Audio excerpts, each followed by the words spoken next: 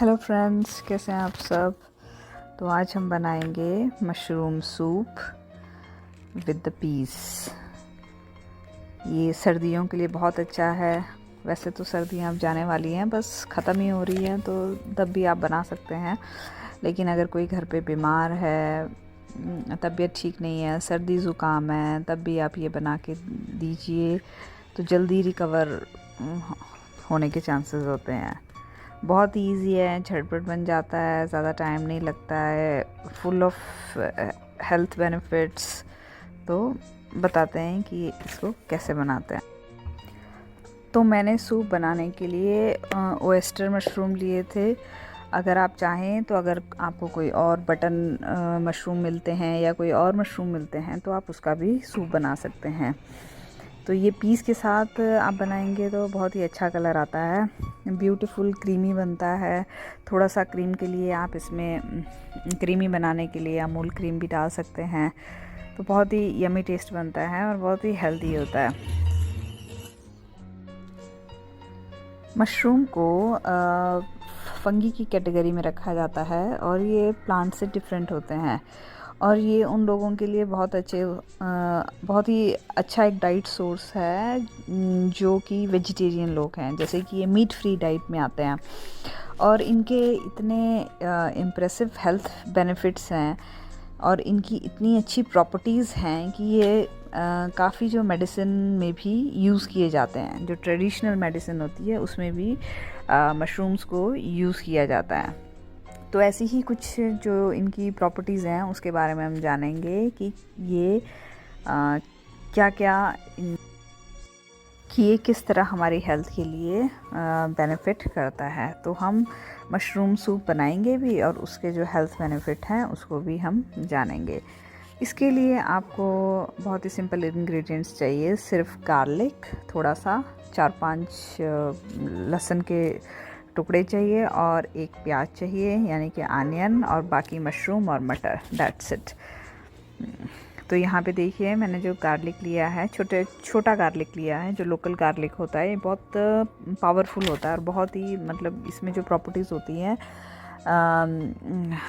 बहुत ही अच्छी होती हैं।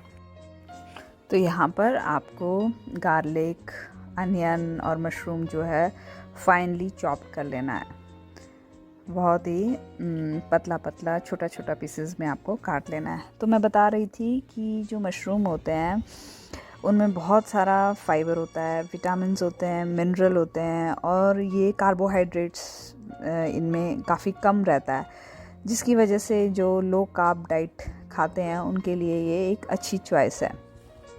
और इसमें स्मॉलर अमाउंट में विटामिन डी भी रहता है और इसको हम ये भी बोल सकते हैं कि जो मशरूम है वो एक अच्छा सोर्स है एंटीऑक्सीडेंट्स का।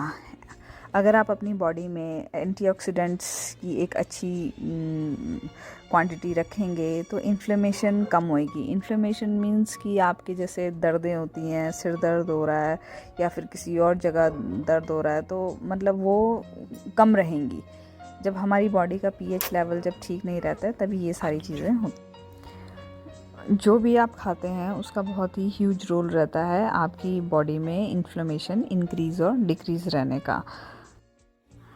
तो ये कह सकते हैं कि जो सूप है वो बहुत ही छोटा पार्ट है और बहुत ही हेल्दी पार्ट है आपकी बॉडी में एंटीऑक्सीडेंट लाने का। इसलिए अपनी डाइट में अगर आप सूप रखते हैं, हेल्दी चीज़ें रखते हैं, तो इन्फ्लेमेशन से बचा जा सकता है। जो फूड है वो तो ह्यूज रोल प्ले करता ही है, साथ में आपका मूड, आपका स्ट्रेस और लाइफस्टाइल भी बहुत इम्पॉर्टेंट है। जैसे एक्सरसाइज, कम से कम आधा घंटा 1 घंटा एक्सरसाइज करिए, स्ट्रेस जो है उसको कम रखिए, मेडिटेशन करिए, अपना पॉजिटिव रहिए। तो ये बहुत सारे फैक्टर जो हैं वो प्ले करते हैं इन्फ्लेमेशन होने के। तो चलिए बैक टू द टॉपिक। हम तो मशरूम सूप बना रहे थे और हम कहाँ इन्फ्लेमेशन में पहुँच गए। सो यहाँ देखिए, यहाँ पे जो मैंने मशरूम है वो फाइनली चॉप कर दिया है। इसमें थोड़ा सा आपको टाइम लगेगा, फाइनली चॉप कर दीजिए। वैसे तो अगर आप चाहें तो सिंपली ऑलिव ऑयल में ऐसे भी पीसेस डाल के आप कर सकते हैं, क्योंकि बाद में आपको इसको ब्लेंडर से ही जो है मैश करना है। लेकिन अगर आप फाइनली चॉप करेंगे तो ब्लेंडर से वो फास्ट हो जाएगा, इजी हो जाएगा और आपके पीसेस नहीं रहेंगे। लेकिन अगर आप ऐसे ही पीसेस सॉटे कर लेते हैं तो फिर थोड़े से पीसेस रह जाते हैं। अगर आप अपनी क्रंचीनेस के लिए रखना चाहते हैं तो that is up to you, आप वैसे भी रख सकते हैं। तो यहाँ पे मैंने एक प्याज भी ले लिया है, उसको भी मैंने फाइनली चॉप कर दिया है। अब मैं इसको ऑलिव ऑयल में लगभग 1 डेढ़ चम्मच में ऑलिव ऑयल में सबसे पहले मैं गार्लिक डालूँगी और फिर बाकी की चीज़।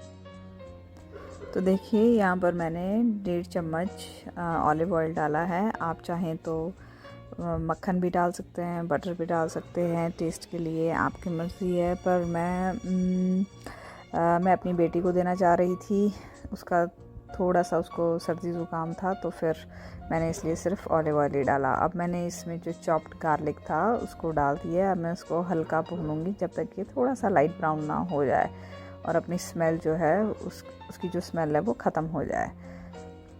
जब वो ख़त्म हो जाएगा तो फिर मैं इसमें प्याज डालूँगी।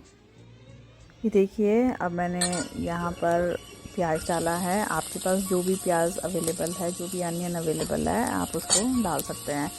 तो यहाँ पर मैंने ये डाला है और मैं इसको जलाऊँगी नहीं, इसको मैं सिर्फ थोड़ा सा ट्रांसपेरेंट करूँगी और उसके बाद मैं इसमें मशरूम डाल दूँगी। ये देखिए अब मैंने इसमें मशरूम डाल दिया है। अब मैं इसको थोड़ी देर पकाऊँगी और फिर जब ये पकेगा तो ये अपने आप पानी छोड़ने लगेगा हल्का हल्का। तो फिर उसके बाद आप इसमें हल्का सा नमक डाल सकते हैं। आपको इसको ज़्यादा फ्राई नहीं करना है, जस्ट थोड़ा सा ही हल्का सा सॉटे करना है कि ये हल्का सा इस ऑलिव ऑयल में सॉटे हो जाए। और फिर आप इसमें मटर डालिए और फिर आप इसमें पानी डाल। यहाँ पे देखिए, यहाँ पे जो मशरूम है वो थोड़ा थोड़ा पानी छोड़ रहे हैं। तो अब हम इसमें मटर डाल देंगे। मैंने लगभग 1 कटोरी मटर डाला है और फिर अब मैं इसको थोड़ी देर सॉटे करूँगी और फिर इसमें थोड़ा सा नमक, लगभग आधा चम्मच या आधे से कम चम्मच में नमक डालूँगी और थोड़ी सी काली मिर्च डालूँगी। मैंने इसमें कोई मसाले नहीं डाले हैं। सूप को आप जितना सिंपल रखें उतना ही ये हेल्दी रहता है। इसको स्पाइसी नहीं करना होता है, ख़ासकर जब आपके घर में कोई बीमार है, पेशेंट है, कुछ है, तो फिर आप उसको बहुत ही सिंपल रखिए। हल्का सा नमक, हल्की सी काली मिर्च, क्योंकि काली मिर्च जो होता है वो भी ब्लड प्यूरिफाई करता है और वो भी एक बहुत ही ज़बरदस्त मसाला है। तो अब थोड़ी देर आप इन सारे इंग्रेडिएंट को आपस में मिलाइए और फिर इसमें अब हम पानी डालेंगे। लगभग ढाई ग्लास यानी कि 2.5 ग्लास वाटर डालेंगे। और जो ये सारी चीज़ें हैं ये आपने मध्यम आंच पे रखनी है, यानी कि मीडियम फ्लेम। अगर आप चाहें तो सिम आंच पर भी रख सकते हैं। जब हम पानी डालेंगे तब ये जो प्रोसेस है ये मीडियम फ्लेम में ही जाएगा। और मैं एक बात बोलूँ, जब तक मशरूम आप ऐसे हल्के फ्राई कर रहे हैं और उसको बॉयल कर रहे हैं, तब तक उसकी जो प्रॉपर्टीज़ हैं वो डायबिटिक पेशेंट्स के लिए भी अच्छी हैं। लेकिन अगर आप इसको फ्राई कर देंगे देन ये जो डायबिटिक पेशेंट है उनके लिए इतना ठीक नहीं रहता है। तो इसमें जैसे मटर भी डाले हैं वो भी थोड़े मीठे रहते हैं। तो अगर आपने ये डायबिटिक पेशेंट को देना है तो ये पहले आप ध्यान में रखिए कि जो मटर हैं वो भी मीठे होते हैं और जो मशरूम है वो तो खैर डायबिटिक पेशेंट के लिए ठीक है जब तक वो बॉयल हो रहा है और हल्का सा सॉटे हो रहा है। तो आप अगर डायबिटिक पेशेंट को देना चाहते हैं तो क्वांटिटीज़ जो है उसको कम रखिएगा। यहाँ पर जब मेरा ये पानी डालकर जो मशरूम था और मटर थे वो पक गए थे, लगभग 15-20 मिनट तक मैंने इनको मीडियम फ्लेम में रखा था। फिर मैंने इसको अपने ब्लेंडर जार में डालकर उसको अच्छे से ब्लेंड कर दिया था। और देखिए कितना प्यारा कलर आ रहा है, कितना प्यारा कलर आ रहा है, सो ब्यूटीफुल। अब मैंने इसको सर्विंग बाउल में डाल दिया है जस्ट फॉर द डेकोरेशन। इसमें मैं इसको क्रीम से जो है वो थोड़ा सा सजाऊंगी। मैंने अपनी बेटी के लिए जो था वो विदाउट क्रीम दिया था क्योंकि जब आपको सर्दी ज़ुकाम है तो वैसे भी जो ग्रीसी चीज़ें होती हैं वो नहीं खानी होती, क्योंकि वो और परेशानी करती है बॉडी में। तो जब भी सर्दी ज़ुकाम हो बच्चों को तो फिर आप उनको गर्म चीज़ें ही खिलाएं, उनको ठंडी चीज़ों से दूर रखें, क्योंकि ठंडी चीज़ें रखेंगे तो उनके जो प्रॉब्लम है वो और एग्रावेट होगी, और ज़्यादा होगी, और वो जल्दी रिकूप नहीं करेंगे। तो ये तो मैंने just cream for the decoration डाली थी, जो मैंने सिर्फ अपने लिए और अपने हस्बैंड के लिए रखा था, और मैंने अपनी बेटी के लिए अलग से सूप जो है वो रख दिया था। सो है ना प्यारा सा, लग रहा है ना सूप अच्छा सा।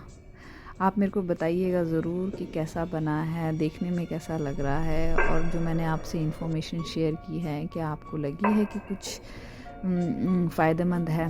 अगर उसमें मेरी कोई भूल चूक हो गई हो तो प्लीज़ मुझे ज़रूर बताना, और मैं आगे और ऐसी हेल्दी रेसिपीज़ लाऊंगी और आप लोगों के साथ शेयर करूंगी। सो प्लीज़ आप बनाइएगा ज़रूर, और ज़रूर ट्राई कीजिएगा। बहुत ही सिंपल है, बहुत हेल्दी है। आप भी खुद खाइए और अपनी फैमिली को भी खिलाइए। So very very thank you for watching. Take care.